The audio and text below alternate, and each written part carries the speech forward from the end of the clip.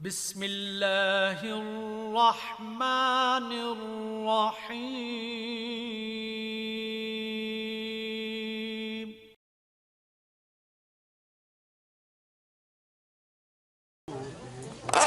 الحمدللہ الذی خلق الانسان وعلم والصلاة والسلام علی سیدنا سیدنا وعلى آلہ الطیبین الطاہرین واصحابہ اجمعین اما بعد فاعوذ باللہ من الشیطان الرجیم بسم اللہ الرحمن الرحیم قال اللہ تبارک و تعالی فی کلام المجید والفرقان الحمید وَأَمَّا بِنِعْمَةِ رَبِّكَ فَحَدِّثْ أعوذ باللہ صدق اللہ العظیم قال اللہ تبارک و تعالی فی شان حبیبہ مخبرا وعامرا ان اللہ وملائکتہ یصلون علی النبی یا ایھا الذین آمنوا صلوا علیہ وسلموا تسلیما الصلاۃ والسلام علیک یا رسول اللہ وعلی آلک وصحبہ یا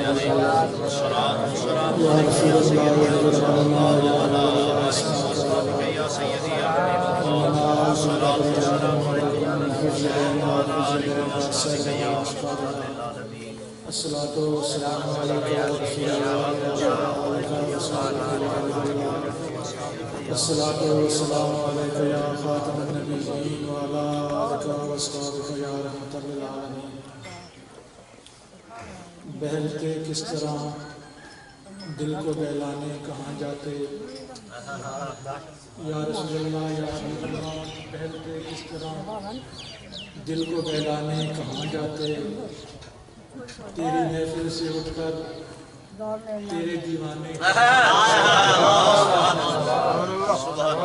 بہلتے کس طرح دل کو بہلانے کہاں جاتے تیری محفل سے اٹھ کر تیرے دیوانے کہاں جاتے اور خدا کا شکر شمع رخ لیے آئے ہو محفل میں خدا کا شکر شمع رخ لیے آئے ہو محفل میں اگر پردوں میں چھپے رہتے تو یہ پروانے کہاں جاتے اگر پردوں میں چھپے رہتے تو یہ پروانے کہاں جاتے اور خدا آباد رکھے سلسلہ یہ نسبت کا خدا آباد رکھے سلسلہ یہ نسبت کا ورنہ بھری دنیا میں ہم پہچانے کہاں جاتے ورنہ بھری دنیا میں ہم پہچانے کہاں جاتے ہم 10 سال کے بعد آج یہ خوبصورت نظم آقا علیہ السلام کے مداد کے حوالے سے بات نظیر ہے جس کا اہتمام جناب محمد حسین قریشی اور قاری منصور حسین نے اپنے گھر کے اندر کیا ہے دعائے اللہ تعالیٰ میں اپنے پاک کی برکت سے اس گھر کو اور گھر والوں کو ہمیشہ کی آباد و شان رکھے وہ لوگ بڑے خوش نصیب ہوتے ہیں جو ایسی محفل میں جاتے ہیں اس لیے کہ ایسی محفل میں آیا نہیں جاتا بلکہ بلایا جاتا ہے آیا نہیں جاتا بلکہ بلایا جاتا ہے کچھ لوگوں کے آنے کی اور کچھ کے نہ آنے کی یہ دلیل ہے کہ جو آئے ہوئے ہیں وہ بلائے ہوئے ہیں میں انتہائی بات کو مجھ سے رکھوں گا کیونکہ ٹائم کافی ہو چکا ہے بہت ساری نبی پاک علیہ السلام کا ایک بڑا مشہور فرمان ہے نبی پاک علیہ السلام فرماتے ہیں کہ اذا مررتم بریاض الجنہ کہ جب تم جنت کے باغ سے گزرو فرق ہوں تو وہاں سے کچھ نہ کچھ حاصل کر لیا گیا میں کوشش کروں گا اپنی بات کو انتہائی آسان رکھوں نبی پاک علیہ السلام کی حدیث میں نے پیش کی ہے نبی پاک فرماتے ہیں کہ جب جنت کے باغ سے گزرو فرق ہوں تو وہاں سے کچھ نہ کچھ حاصل کر لیا گیا تو صحابہ نے عرض کی یا رسول اللہ صلی اللہ علیہ وسلم ما ریاض الجنہ کہ جنت کے باغ دنیا کے اندر کدھر ہے جنت کے باغ زمین میں کہاں ہے نبی پاک علیہ السلام فرمایا کہ حلق الذکر وفی روایت مجالس الذکر کہ وہ مجلسیں یا وہ حلقے جہاں اللہ اس کے رسول کا ذکر ہو رہا ہوتا ہے بسم اللہ اگر آپ ناراض نہ ہوں اگر آپ مجھے اجازت دیں تو میں یہ کہہ سکتا ہوں کہ نبی پاک علیہ السلام بتا رہے تھے کہ جہاں میرے میلاد کا جلسہ ہو رہا ہوتا ہے کہ ہر وہ محفل جو نبی پاک کے میلاد کی محفل ہے وہ زمین کے اندر جنت کا باغ ہے. نبی پاک علیہ السلام کی حدیث نے ہمیں یہ بتا دیا کہ اس وقت ہم قاری صاحب کے گھر نہیں بیٹھے ہوئے بلکہ جنت کے باغ میں بیٹھے ہوئے. ان کو بندہ بھی کس طرح جڑا جنت باغ ہے. تو میں دلیل یہ پیش کروں گا کہ اگر بن دیکھے نبی پاک کے بتانے پر خدا کو مان سکتے ہیں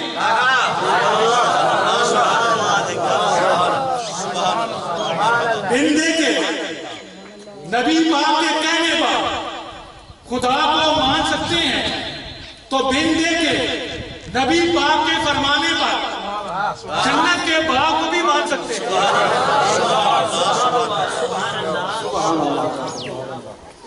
نبی پاک علیہ السلام کی حدیث یہ بتا رہی ہے کہ جہاں اللہ اور اس کے رسول کا ذکر ہو رہا ہوتا ہے وہ زمین کے اندر جنت کا باغ ہوتا ہے. اور آج جو بندہ اس محفل میں کسی وجہ سے نہیں آ سکا تو کل جب اس کا ذکر کرے تو وہ یہ نہ کہے کہ میں محفل میں نہیں جا سکا بلکہ وہ لوگوں کو یہ بتایا کہ کل میں جنت کے باغ میں جانے سے معروف ہو گیا. جنت کے باغ میں جانے سے معروف ہو گیا. اور پھر میں کسی بات کو مشہور کرنا چاہتا ہوں. پھر نبی پاک علیہ السلام کا وہ بھی فرمان ہے. نبی پاک علیہ السلام کی فرماتے ہیں کہ اللہ تعالیٰ کے کچھ فرشتے ہیں جو ہر وقت زمین پر چکر لگاتے رہتے ہیں. علماء میری بات سمجھ رہے ہیں کہ اللہ تعالیٰ کے کچھ فرشتے ہیں ہر وقت ان اللہ استجابن فی الارض کہ کچھ اللہ کے فرشتے ہیں جو زمین میں چکر لگاتے ہیں زمین پر سیر کرتے ہیں. یلتمسون مجالس الذکر اور چکر لگاتے ہوئے وہ یہ تلاش کرتے ہیں کہ اللہ کے نبی کا میلاد کہاں ہو. جب انہیں وہ محفل مل جاتی ہے تو سارے فرشتے وہاں جمع ہو جاتے ہیں. اور حدیث کے اندر یہ بتایا گیا ہے کہ اس گھر میں جہاں اللہ کے رسول کی محفل ہو رہی ہوتی ہے وہاں سے لے کر آسمان تک نور کا ایک حلقہ بن جاتا ہے. نور کی زنجیر بن جاتی ہے. اللہ تعالیٰ کی بارگاہ میں حاضر ہوتے اللہ پوچھتا ہے میرے فرشتوں کو تو یہ بتاؤ جس گھر کے اوپر تم نے سایہ کر رکھا ہے جس گھر کے اوپر تم جمع ہو گئے ہو اس گھر کے اندر کیا ہو رہا ہے. اس طرح کہتے ہیں باری تعالیٰ زمین میں تیرے محبوب کی ایک گھر غلام کے گھر کے اندر تیرے محبوب کی محفل میلاد ہو رہا. اللہ تعالیٰ فرماتا ہے کہ اے میرے میں توجہ چاہوں گا اے میرے فرشتوں جب اس بات پر گواہ ہو جاؤ کہ جو بندہ وہاں موجود ہے میں نے اسے جنت عطا کر دی. میں نے اسے جنت عطا کر دی. فرشتوں میں سے عرض کرتا ہے بھائی تعالیٰ ان کے درمیان ایک ایسا بھی موجود ہے ان کے درمیان ایک ایسا بھی موجود ہے جو وہاں نبی پاک کا میلاد منانے کے لیے نہیں ہے. ساڑھے دل بھی ہونا اس بات لوگ جی یاد نے ویکھا کرنے کے پہ ہم جو ویکھا صحیح نہیں کرنے کے پہ سنی کرنے کے پہ تو فرشتے عرض کریں گے باری تعالیٰ ان لوگوں کے درمیان جو وہاں اکٹھے ہو کر میلاد منا رہے تھے ایک بندہ ایسا بھی موجود ہے جو میلاد منانے کے لیے نہیں گیا تھا. تو اللہ تعالیٰ فرمائے گا اگرچہ وہ میلاد منانے کے لیے نہیں گیا تھا لیکن میں نے اسے بھی جنت عطا کر دی ہے.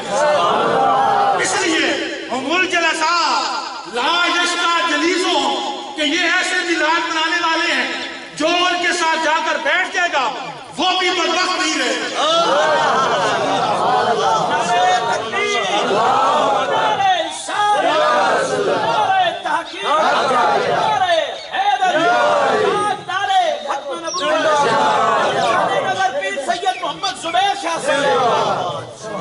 میں نے آپ حضرات کے سامنے دو حدیثیں پیش کی ہیں. ایک حدیث میں نے یہ بتایا ہے کہ وہ محفل جس میں اللہ اور اس کے رسول کا ذکر ہو رہا ہوتا ہے جس جگہ اللہ اور اس کے رسول کا ذکر ہو رہا ہوتا ہے وہ جگہ جنت کا باغ ہوتا ہے. اور دوسری حدیث سے میں نے یہ بتانے کی کوشش کی ہے کہ جو اس محفل میں آ جاتا ہے وہ جنتی ہو جاتا ہے. وہ جنتی ہو جاتا ہے. دو باتیں میں نے بتائی ہیں. ایک یہ کہ جس جہاں میلاد ہو رہا ہے وہ جنت کا باغ ہے، اور دوسرا جو اس جگہ آ جائے گا وہ جنت کا مالک ہو جائے گا۔ میں آپ کی توجہ دوں گا کہ آج 1400 سال 1450 سال بعد اگر ہم گناہگار کسی جگہ جمع ہو جائے، جمع ہو کر مرشد میں آپ کی توجہ دوں گا کہ اگر ہم جیسے گناہگار کسی جگہ جمع ہو جاتے ہیں، جمع ہو کر وہاں نبی پاک علیہ السلام کا میلاد مناتے ہیں، وہ جگہ جنت کا باغ بن جاتی ہے، وہاں آنے والا بدبخت نہیں رہتا۔ آج سے 1400 سال پہلے جناب ابو بکر کی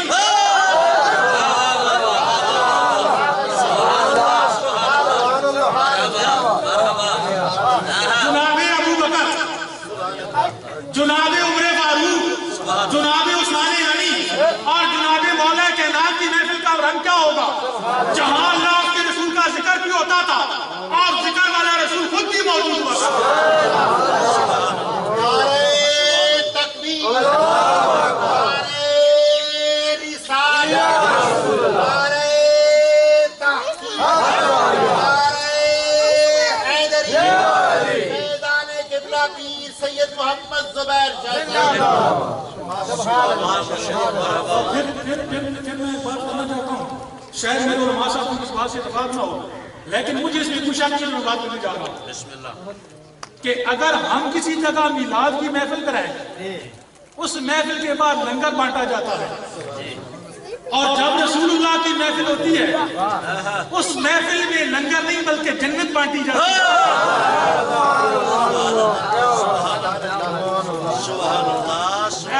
میں ذکر کرتا ہوں، نبی پاک کی محفل لگی ہوئی ہے، نبی پاک اعلان فرما رہے ہیں ابو بکر فی الجنہ، محفل میں لنگر بانٹا جا رہا ہے، لنگر حلوے یا چاولوں کا نہیں ہے، بلکہ نبی پاک یہ فرما رہے ہیں آنا میرے یار، تو میری محفل میں آ جائے، میں تجھے لنگر دیتا ہوں، لنگر یہ ہے کہ تو جنتی ہے۔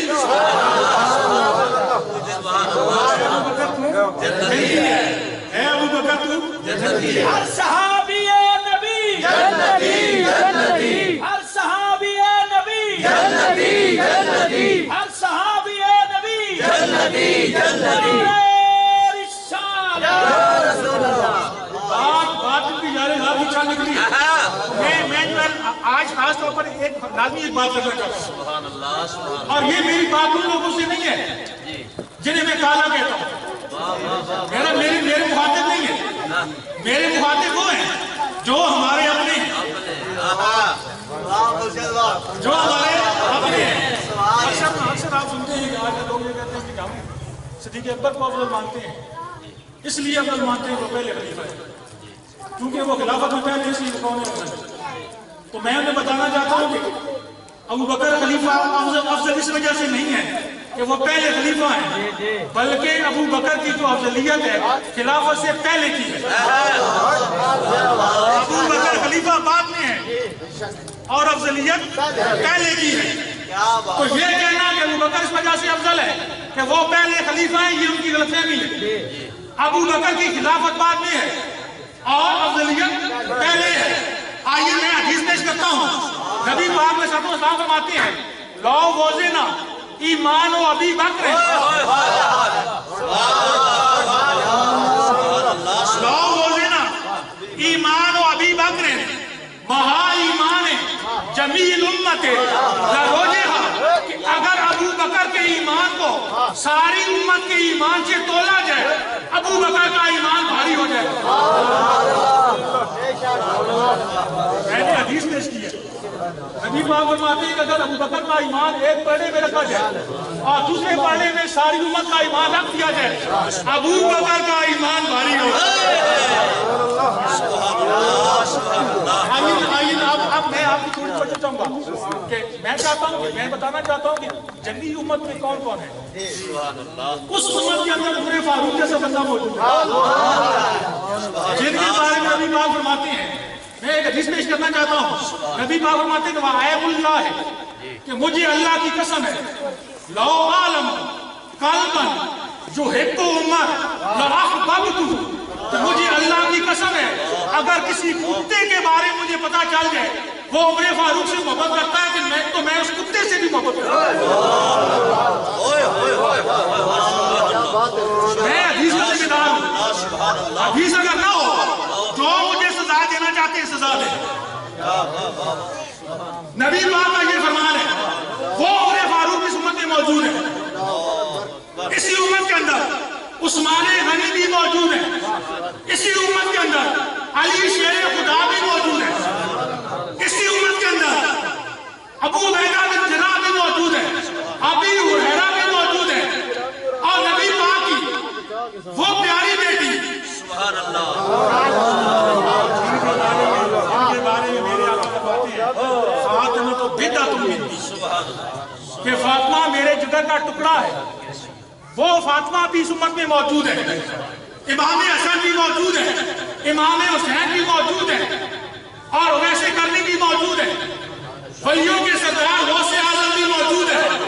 داتا علی حجویری بھی موجود ہے. اور 90 لاکھ کو کلمہ پڑھانے والے معین الدین چشتی حجویری بھی موجود ہے. لیکن ساری امت کے بارے میں نبی پاک فرماتے ہیں اگر ساری امت کا ایمان ایک طرف ہو دوسری طرف اکیلے ابو بکر کا ایمان ہو ابو بکر کا ایمان بھاری ہو. تو میں توجہ چاہوں گا کہ جس کا ایمان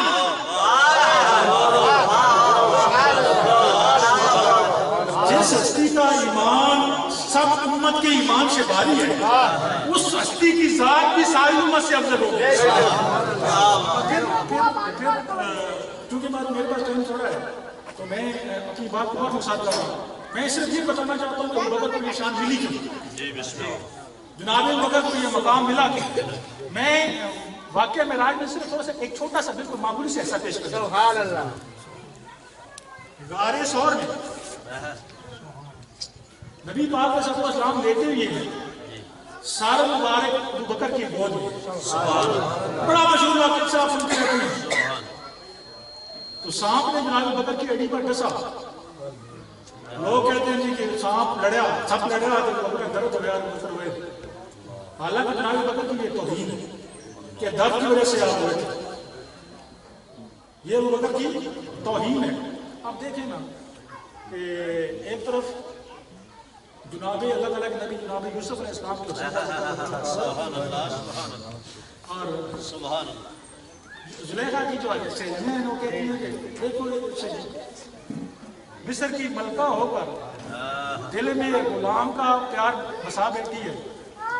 آپ ان کی باتیں سن کر مسکراتی ہیں. تو کسی نے کہا کہ عجیب بات ہے آپ کے محبوب کو لوگ غلام کہہ رہے ہیں اور آپ مسکرا رہی ہیں. آپ فرمایا کہ کملیاں نے دیکھی ہی نہیں. کملیاں نے نہ دیکھی ہی نہیں دیکھے ہی نہیں. تو جب زیادہ شور بچا نا قرآن پاک میں میں کوئی کہانی نہیں سنا رہا. قرآن پاک میں جب زیادہ شور بچا آپ نے اپنی سہیلیوں کے ہاتھوں میں سیب پکڑائے اور ساتھ چھریاں پکڑائی. اور جب وہ سیب ہاتھ میں لے کر بیٹھ گئے اب آپ اپنے محبوب کے قدموں میں جاتی ہیں کہتی ہیں کہ سونے آنا ذرا سامنے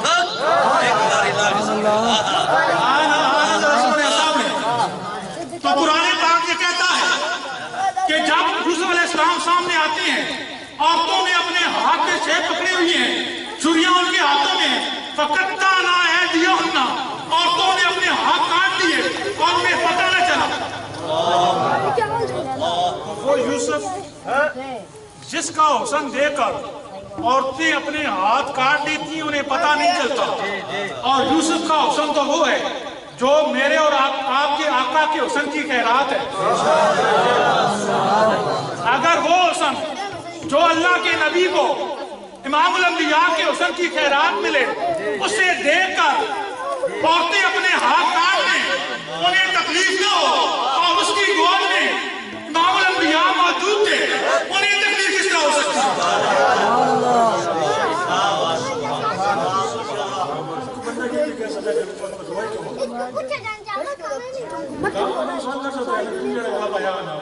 درد کوئی نہیں ہے کیوں ہوئے رونے کا سبب کیا تھا. تو ان کے عباد صاحب میری مدد کرتے ہیں نیم ہم سب آگیا درد سارا درد کو بڑا درد جس کا نام بچھوڑا. چپ ہے. باقی میں پورا کر چکا. آپ فرماتے ہیں کہ سارے درداں تو بڑا درد محمد جس کا نام بچھوڑا. اب جب نبی پاک کا سر جناب ابوبکر کی گود میں تھا, آپ کو سانپ نے ڈسا, آپ کے ذہن میں خیال آیا کہ ابوبکر تجھے سانپ نے ڈس لیا ہے, ہو سکتا ہے سانپ کے ڈسنے سے تیری موت ہو جائے. اگر تیری موت ہو گئی تو شاید تجھے یہ لمحات پھر مل سکیں گے. رونے کا سبب درد نہیں تھا, تکلیف نہیں تھی, رونے کا سبب بچھوڑا تھا. ذہن میں یہ خیال آ رہا تھا کہ اگر موت واقع ہوگی تو پھر یہ لمحات نہیں ملیں گے, یہ موقع پھر نہیں ملے گا. اور پھر بڑے مزے کی بات ہے, اب جب آپ کی آنکھوں سے آنسو گرے اور انہوں نے نبی پاک علیہ السلام کے رسالوں میں دوسرا ابو بکر کی آنکھ سے آنسو گرتا ہے. اور پھر سچی بات تو یہ ہے کہ صرف دو بندوں کے آنسو ایسے ہیں جنہیں پتا ہے کہ گرنا کہاں ہے, کیا قیمتی آنسو ہے, سبحان اللہ. جنہیں پتا ہے کہ گرنا کہاں ہے. ایک جناب ابو بکر کے آنسو, دوسرے علی شیر خدا,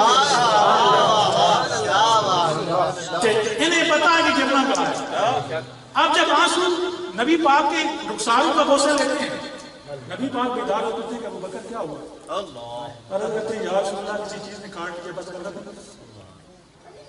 تو نبی پاک پوچھتے ہیں کہ ابو بکر کدھر, عرض کرتے ہیں یا رسول اللہ پاؤں میں. نبی پاک فرماتے ہیں کہ ابو بکر دکھاؤ. اب جب دکھانے کی باری ہوتی ہے تو حق تو یہ بنتا تھا کہ پاؤں آگے کرتے ہیں. ابو بکر پاؤں آگے کرنے کی بجائے پاؤں پیچھے کر رہے ہیں. حضور نے فرمایا کہ ابو بکر زخم دکھاؤ. جناب ابو بکر کیا عرض کرتے ہیں یا رسول اللہ زخم دکھانے کے لیے پاؤں آگے بڑھانا پڑتا ہے, ابو بکر مار تو سکتا ہے.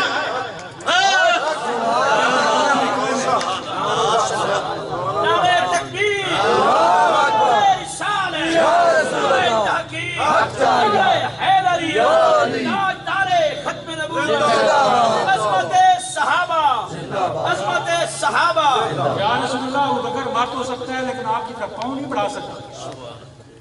تو لکھنے والوں نے لکھا ہے کہ نبی پاک اپنا ہاتھ مبارک آگے بڑھاتے ہیں, ابو بکر کی پنڈلی کو پکڑتے ہیں, ابو بکر کا پاؤں اپنے قریب کرتے ہیں, اس پر لعاب مبارک لگاتے ہیں. ابو بکر تیری عظمت کو لکھا سلام. ابو بکر تیری عظمت کو لکھا سلام. کہ جہاں ہر بندہ نبی پاک کے قدموں کے ساتھ لگی ہوئی خاک کو اپنی آنکھوں کا سرما بنانا چاہتا ہے, وہ آقا تیرا پاؤں اپنے ہاتھ میں لیے بیٹھے. پھر بات لمبی ہو رہی ہے, میرا دل یہ کہہ رہا ہے, میں دو حدیثیں لازمی آپ کو, دو حدیثیں میرے دل کر رہے لازمی آپ کو, اور اگر مجھے یاد ہے کوئی شیئر ساتھ میں سنا. نبی پاک علیہ السلام کا فرمان ہے, میں کیونکہ مجھے 12:30 کرنے کا بھاگ 10 منٹ رہ گئے, تو نبی پاک علیہ السلام کا فرمان ہے. میں نے کیونکہ بعد میں بدر شروع کر اس حادثے میں تھوڑا آگے جانا چاہتا ہوں.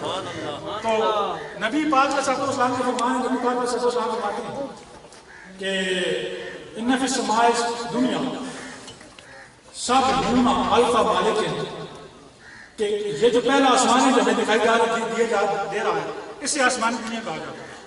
آپ فرماتے ہیں کہ یہ جو پہلا آسمان ہے فیہ سبعون الف مالک ہے, اس آسمان کے اندر 70,000 فرشتے موجود ہیں. 70,000 فرشتے کیا ہے موجود ہیں. یا رسول اللہ 70,000 فرشتے پہلے آسمان میں موجود ہیں, کیا کر رہے ہیں؟ نبی پاک فرماتے ہیں کہ چلتے ہیں ہر وقت وہ استغفار مانگ رہے ہیں. کیا کر رہے ہیں؟ استغفار مانگ رہے ہیں. میں ناراض تو نہیں ہوں. تو نبی پاک فرماتے ہیں 70,000 فرشتے پہلے آسمان میں موجود ہیں, یا استغفار ہر وقت کیا کر رہے ہیں؟ استغفار مانگ رہے ہیں. یا رسول اللہ فرشتے گناہوں سے پاک ہیں, نہ وہ گناہ کرتے ہیں نہ انہیں استغفار کی ضرورت ہے, پھر کس لیے استغفار مانگ رہے ہیں؟ نبی پاک فرماتے ہیں کہ اے میرے غلاموں کو استغفار کوئی نہیں مانگ. یا رسول اللہ کس لیے مانگ رہے ہیں؟ نبی پاک فرماتے ہیں کہ پہلے آسمان میں 70,000 فرشتے موجود ہیں 24 گھنٹے ان کی ڈیوٹی یہ ہے، یستغفرون، وہ استغفار مانگتے ہیں. یا رسول اللہ کس لیے؟ لمن احب ابی بکر و عمر، لمن احب ابی بکر و عمر، ہر اس بندے کے لیے جو ابو بکر کے ساتھ اور عمر فاروق کے ساتھ محبت کرتا ہے. پہلے آسمان پر 70,000 فرشتے موجود ہیں جن کی 24 گھنٹے یہ ڈیوٹی ہے کہ ان لوگوں کے لیے جن کے دلوں میں ابو بکر صدیق کی اور عمر فاروق کی محبت موجود ہے، ان کے لیے کیا کرتے ہیں؟ استغفار کرتے ہیں. گال ختم ہوگی، گال ختم کر دینی چاہیے، بات واضح ہو گئی ہے کہ وہ لوگ استغفار مانگ رہے ہیں، ان لوگوں کی جو کیا کرتے ہیں؟ دونوں سے محبت کرتے ہیں. لیکن نبی پاک نے بات کو یہی نہیں چھوڑا، بلکہ نبی پاک فرماتے ہیں وَإِنَّ فِي السَّمَاءِ الثَّانِيَةِ، اور یہ جو پہلے آسمان کے بعد دوسرا آسمان ہے جو ہمیں دکھائی نہیں دے رہا، فِيهِ سَبْعُونَ أَلْفَ مَلَكٍ، اس آسمان کے اندر بھی 70,000 فرشتے موجود ہیں. یا رسول اللہ پہلے آسمان کے بارے میں ہمیں پتہ چل گیا کہ وہ کیا کرتے ہیں؟ ابو بکر کے ساتھ محبت کرنے والے کے لیے استغفار مانگتے ہیں. یا رسول اللہ یہ بتائیے کہ دوسرے آسمان پر 70,000 فرشتے موجود ہیں، یا رسول اللہ وہ کیا کر رہے ہیں؟ تو نبی پاک فرماتے ہیں یلعنون، یلعنون، وہ لعنت کر رہے ہیں. یا رسول اللہ کس کے لیے؟ نبی پاک فرماتے ہیں لمن ابغض ابی بکر و عمر، ہر اس بندے پر جس کے دل کے اندر ابو بکر کا یا عمر فاروق کا بغض ہوتا ہے.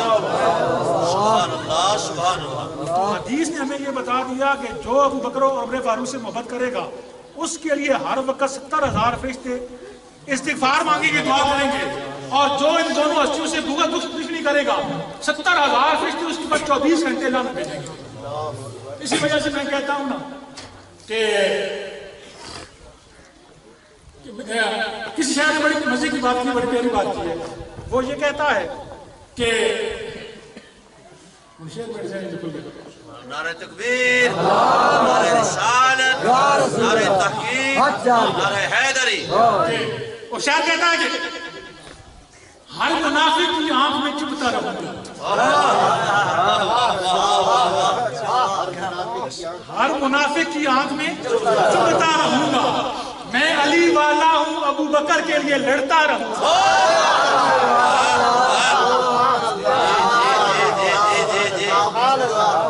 ہر منافق کی آنکھ میں چبھتا رہوں گا، میں علی والا ہوں ابو بکر کے لیے لڑتا رہوں گا. اس لیے کہ جس کے دل میں ابو بکر کا بغض ہوگا، چونکہ میں علی والا ہوں،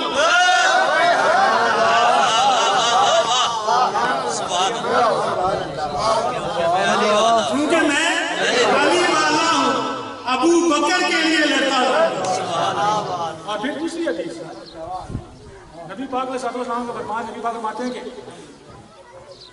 میدان حشر میں آسمان سے 2 نورانی کرسیاں اتریں گی اور ان 2 کرسیوں کے اوپر 2 شخصیات بیٹھیں گی. اور وہ کرسیاں جب میدان حشر میں پہنچیں گی تو ان کرسیوں پر بیٹھیں گی 2 شخصیات میں سے ایک شخصیت ہوگی، وہ یہ اعلان کرے گی من عرفنی فقد عرفنی،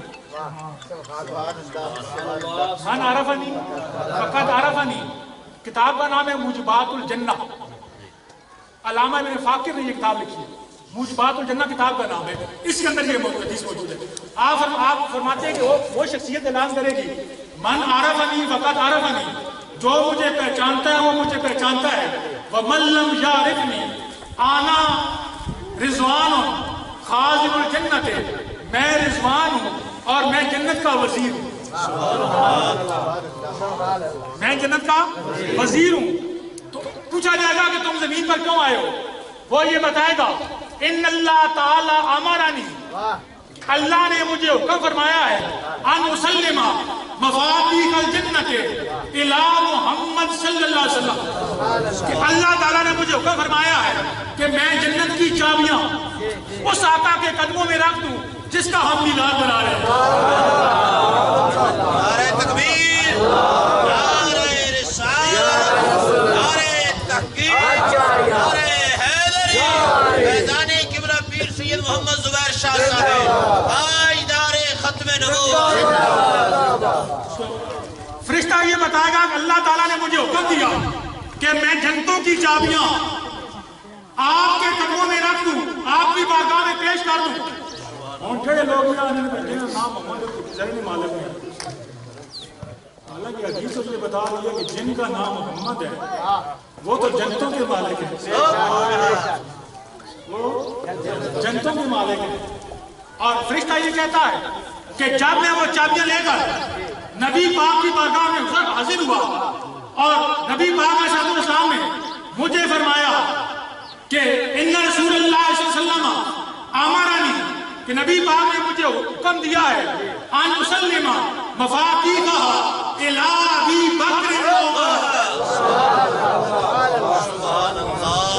اللہ نے مجھے یہ حکم فرمایا ہے کہ یہ جو جنت کی چابیاں ہیں یہ ابو بکر و عمر فاروق کے حوالے کا.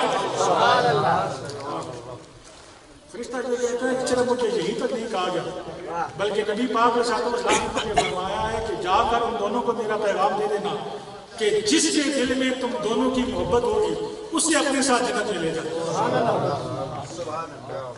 اور میں کیونکہ گل کرنی چاہیے، میں کیونکہ سید ہوں، میں نہ جاتا آپ پڑھنا میں یہ گلا کرنا.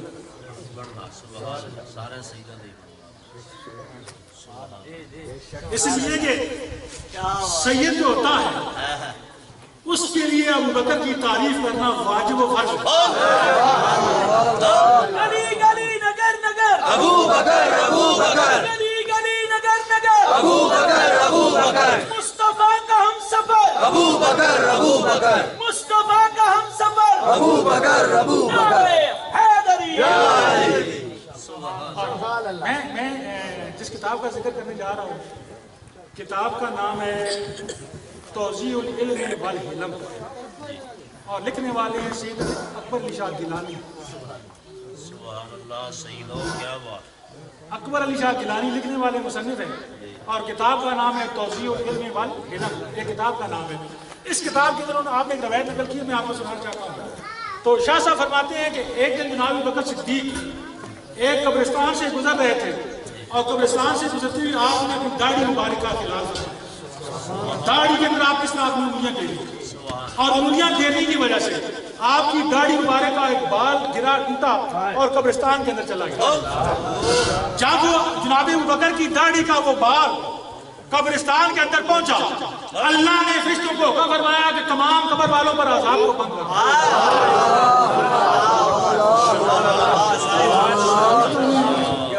فرشتوں نے عرض کی کہ باری تعالیٰ خود ہی عذاب کے بارے میں حکم فرمایا تھا اور خود ہی کہتا ہے کہ بند کر دو. تو اللہ تعالیٰ فرماتا ہے کہ اے میرے فرشتوں، یہ جو جنہیں تم عذاب دے رہے تھے یہ گناہگار تھے، عذاب ان کے گناہوں کی وجہ سے ہو رہا تھا، ان کے برے اعمال کی وجہ سے ہو رہا تھا، لیکن اب میں ان کے برے اعمال دیکھوں یا یار یار کی داڑھی کے بال دیکھوں.